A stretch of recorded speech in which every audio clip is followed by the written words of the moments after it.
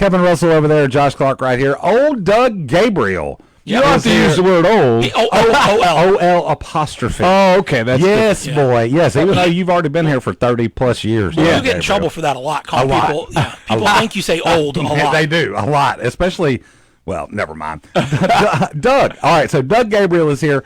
Perennial male entertainer of the year, male vocalist of the year, entertainer of the year. All the accolades that can be bestowed on an entertainer in Branson have been bestowed on Doug Gabriel. So Doug's here to talk about a extra special event he's got going on Sunday. But before we talk about that, how are you, Doug? I know you had some surgery. Yeah, God's good. I had back surgery about 2.5 weeks ago, and exactly 2 weeks to the day I was actually back on stage. After 2 weeks of back surgery, they did 2 spots on my back, the L4, L5. I think it's called a laminectomy or whatever it's called. And some of the bone was getting on some of the nerves, so they made room. And so I'm back doing shows. I take it easy. I'm not trying to overdo it right now. And but like I play my Liguania sitting down. Okay, all right. I was going to ask, like percentage wise, where are you? 75, 80, 90? I'm going to say 85. Okay, right in there. Okay, pretty good. Okay, and then I'm singing everything, and just few times the main thing, to be honest with you, I have no pain, but sometimes I get a little bit weak, so I'll sit down. Yeah, you gotta build back up your stamina, build back your strength a little bit. That's exactly right. Yeah, and of course me, you know me, I like to be out there and doing different things, and so it's hard for me to. But my wife, she's a great nurse. She's calm down. She's a great nurse, a real nurse. Yeah, real. I married right. So let me ask you a question, Doug. Do you get away with less or more having Cheryl take care of you post-op? No, she took care of me very, very well, had me do the things that they said. And main thing the guy wanted me to do is walk a lot, and I did. And I was up the day of the surgery walking. Wow. And I kept doing it. And I only missed 7 shows. We sort of did it at a time where, not many buses in town, so I didn't have to cancel on those. And then now we're going to be getting into the busy season, so it's one of those things that it came at a good time, and thank the Lord that I'm back going again. And so yeah, it's you never would dream in your life that this would happen, and yet it did. Right. Right. So you try to learn the lessons, and what I basically tell every people at the show is, God's telling us all, you have no control what happens. Only He does. 100%. And, Doug, even though we had a little laugh about the O-L apostrophe, old Doug Gabriel, as we came in, I got to thinking about it. My first year in Branson was 1992. I just came up for a little 2 weeks little vacation. Then when I came back in 93, I actually got a job. I was old enough to work. Like, I didn't fill out paperwork or anything, but I actually worked a job here in Branson. And it was around that time, it was 92 or 93. It's the first time I ever remember seeing a rack card with your name and your picture on it. So that is 32 or 33 years ago. I was 16 years old. Oh, now you're really making me feel. But that was going to be my point. You have not slowed down. From the time that I first discovered who Doug Gabriel was, you've always been going. You have always been rocking and rolling.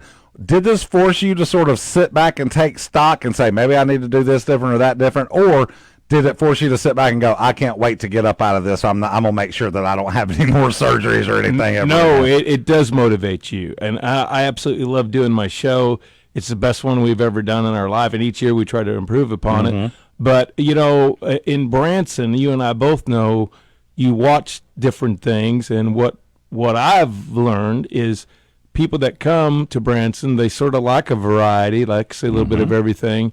And we have people that see us every year because they know they're going to see something different. Amen. Every year. Amen. Yeah. And it's also one of those things where, like, as much as Carrie and I love to go out and see shows, with us being on opposite schedules, with me working in the morning and her working at night, it's hard. It really is difficult. I've got a list as long as my arm of shows that we need to go out and see. But every other year, at the very minimum, we try to go see Doug's show.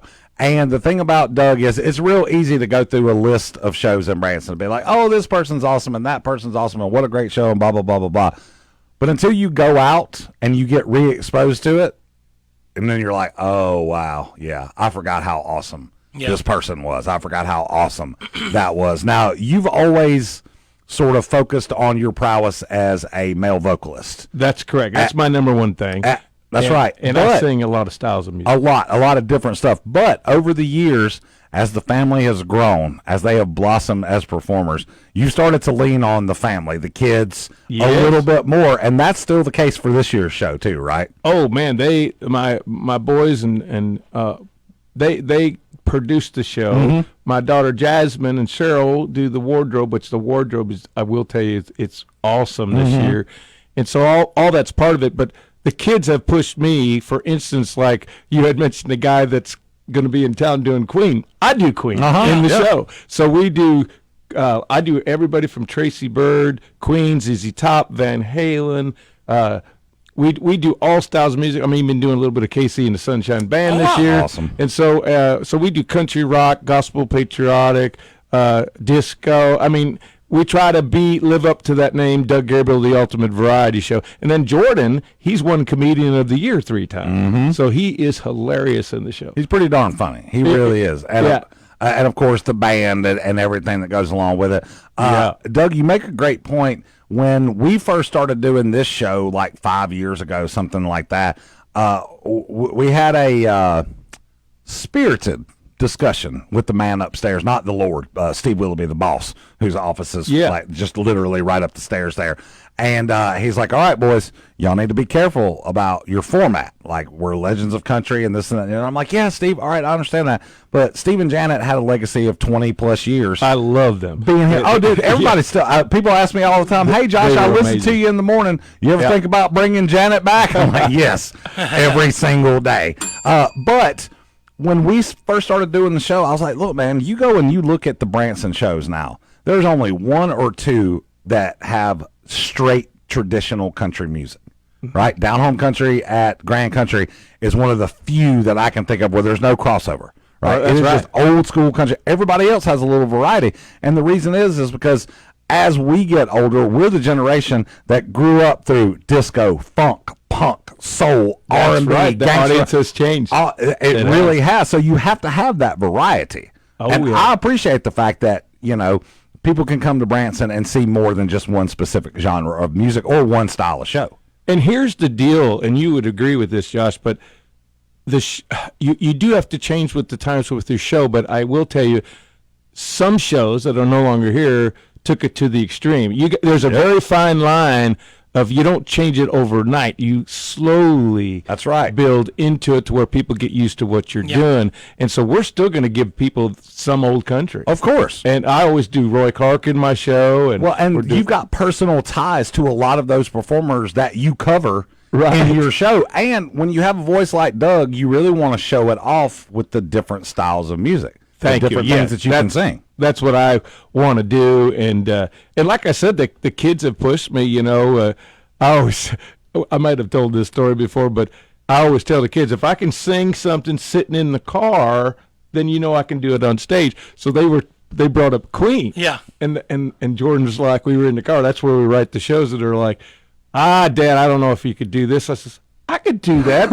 And so I sit in the car and I bust out Queen, and Josh and Jordan look at each other. They go, I guess that's going in the show. And see, I feel like, Doug, they might have deep down known that you could do it. They just might have needled you a little bit. They just might have egged you on to see if they could get you to do it. People love Queen, man. It's awesome. That's awesome. Doug, tell folks where, when, and how they can find out more information about your show.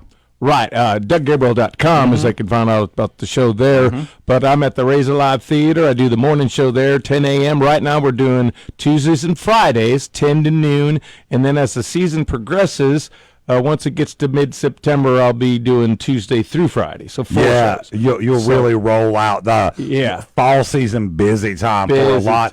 Not only a lot of shows, but a lot of morning shows as well. We get a lot of groups that come in. We have a lot of buses. The fall looks really, really good. And then my Christmas show, which is first half's regular, second half's Christmas, that'll start November. And that's when it's real popular. And we have a very unique Christmas show that we do, unlike others. I do write a lot of my own transitions and things. And I want to tell you, too, even in my regular show, I do some of Doug Gabriel music. I write a lot of songs and write music. And so I try to include some of my own works in there, too. right now, I will tell you, I'm not playing the muffler guitar because with the back, they gave me a weight restriction of 15 pounds, and so the muffler weighs 35. So the way I do this, it's sort of funny. I brought my Fender Stratocaster back, and so what I do is I show the video of the muffler, of me playing the muffler, and then I come back and says, I tell them about my weight restrictions. I says, so instead of a muffler, I'm going to play a Fender. So that's the joke I use, and then I play Ghost Riders in the Sky on my Fender. On your Fender, but I normally play it on the muffler. But I didn't want my audience to miss a song. No, so not only that, but the fact that you do show them a clip and they sort of get that mufftar. Because if you go see Doug Gabriel, you got to see the mufftar. Yeah. Like, I mean, it at least has to be discussed. It does. I mean, it's an iconic part of your show and your identity here in Branson. It totally nobody is. has it, and it's my dad invented that muffler guitar, and so in every show I'd at least do it, once, and so we kept trying to rack our brains. How are we going to do this? And then I thought, well, I got that Fender Strat at home, and so I'll bring that, and it works out perfect. That's good stuff right there. DougGabriel.com for more on Doug Gabriel, the Ultimate Variety Show.